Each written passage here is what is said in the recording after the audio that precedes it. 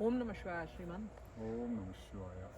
So I always feel I'm purer, or my soul gets purer whenever I visit forests. Any particular reason why people feel that way? See, forest, when we say forest, we are referring to nature, undisturbed nature. Correct. Undisturbed nature is like a child, let's say, which is also full of wisdom. So it is like a child, but an ancient rishi who's become a child again, full of experience, and yet like a child, open, aware, fresh, new, ever fresh. It is also because there is a lot of prana. Generally, in our regular urban lives, we are filled with, in a manner where we don't even breathe properly, for example. No? Our attention is always chopped up. Deadlines, time, it's really chopped up.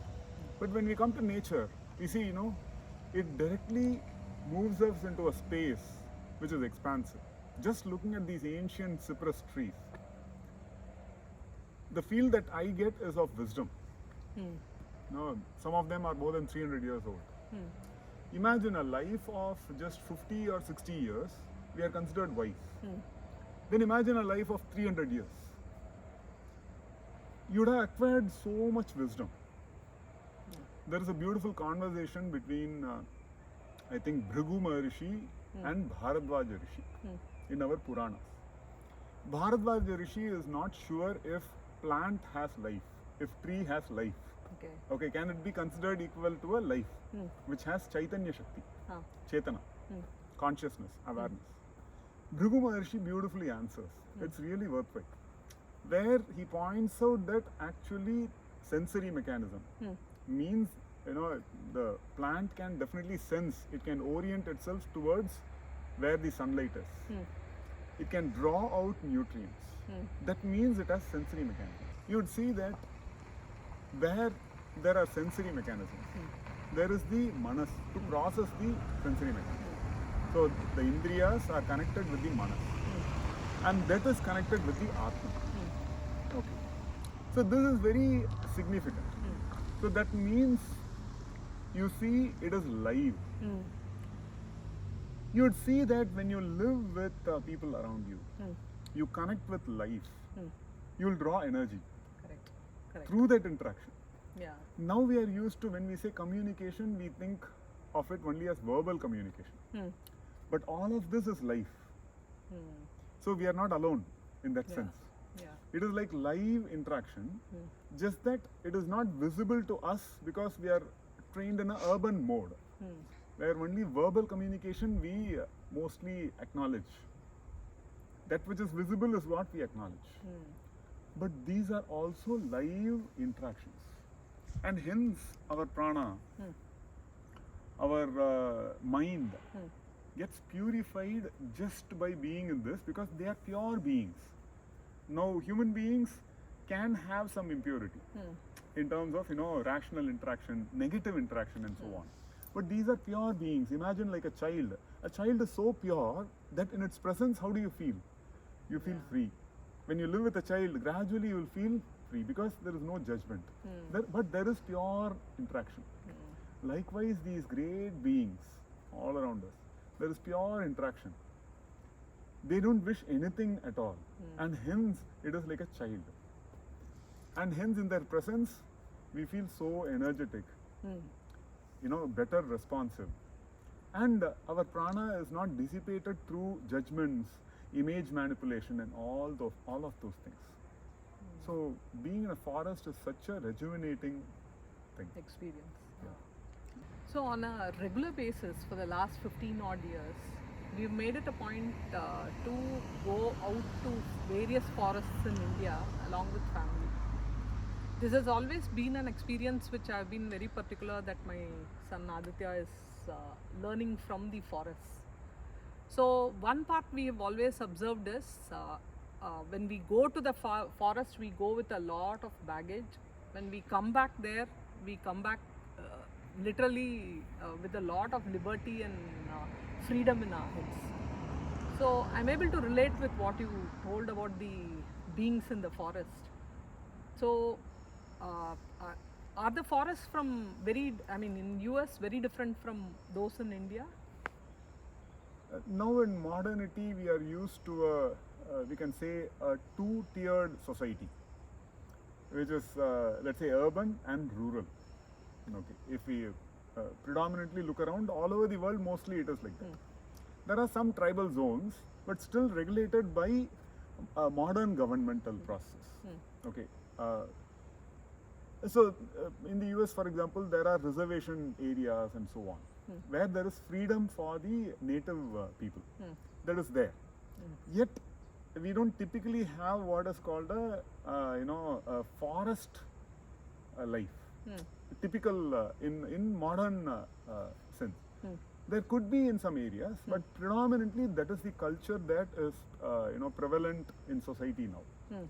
But if we look at our Puranas, our Itihasa Puranas, what we learn from it is a three-tiered architecture, let's say, of society, where there is urban society, Nagara, there is rural society, Grama, and there is Aranya.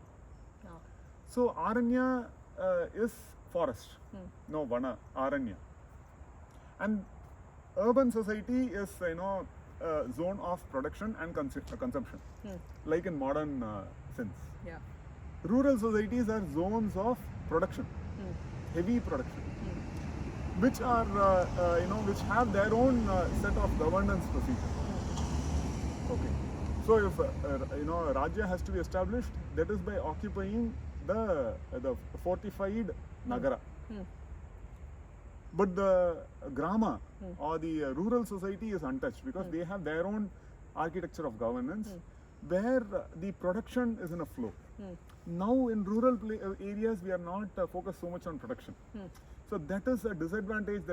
That's why everyone has to migrate to urban areas. Otherwise, one need not migrate, because actually, if proper governance is there, rural areas are the hubs of production. Urban areas are more about consumption and so on. But rural areas are the hubs of production. It's simplified so that it's focused on production. So that one day, it need not, the focus is on active engagement and production process. And for that, the governance structure is suited or adapted appropriately. Now, Aranya are the hubs of research and knowledge in the ancient Indian paradigm, where it is not, so the Rajan does not have control over the Aranya as such. Oh, okay. That is governed by academic process, like rishis, who are like scientists, let's say, in modern sense. For example, all Puranas start in Naimisharanya, where 10,000 rishis congregate to listen to the various Puranas and so on. Okay. Which is very interesting. It's like 10,000 scientists congregating for one event. Is even by modern standards a big thing. You don't have, generally you don't have so many scientists congregate in one place for one purpose. It's very tough to achieve. Yeah. So you can imagine they are hubs of research, knowledge, the generation and dissemination in one sense. Where it's like, intense focus is on knowledge pursuit. So everything else, they are not hubs of production or consumption. They are hubs of knowledge. And for knowledge, you need a state of mind which is very relaxed, which is not focused on the outward aspects of life.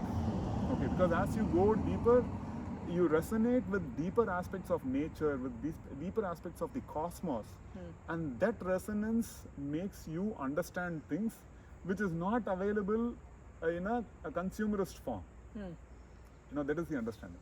So we had three-tiered architecture of society: urban, rural, and Aranyas or forest.